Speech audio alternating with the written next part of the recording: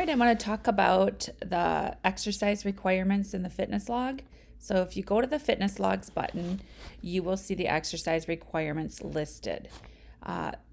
You will need to reach proficiency. You will need a minimum of 3 days each week of activity.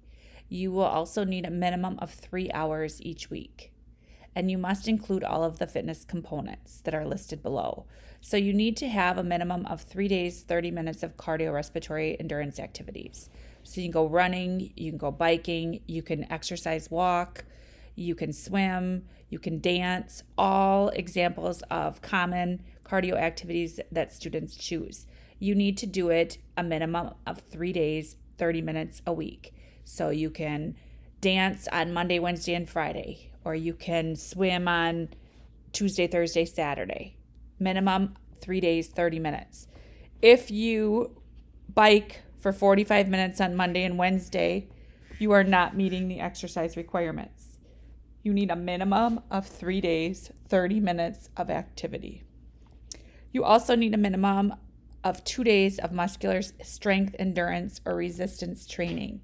So body weight activities, dumbbells, bands.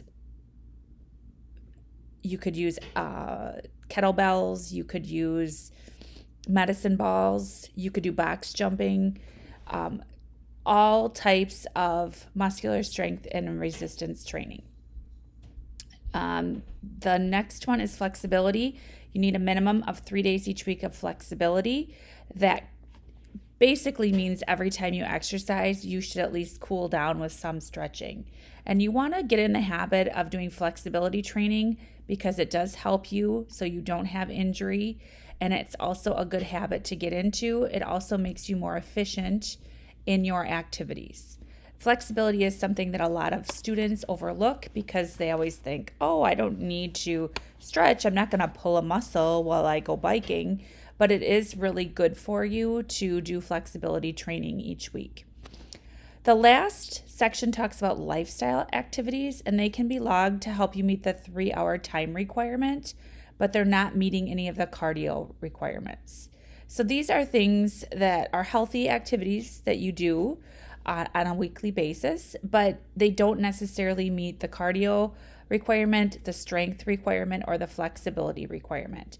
So some examples I'm giving you are marching band, lawn work, housework, shopping, jobs. Those would all meet the 3-hour time requirement. I know you guys are busy, so I want to help you use your activities to meet your requirements, but yet they're not necessarily meeting the exercise requirements.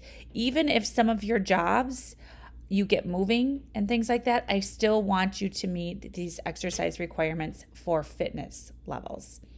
Now, the last thing I want to talk about is the rubric.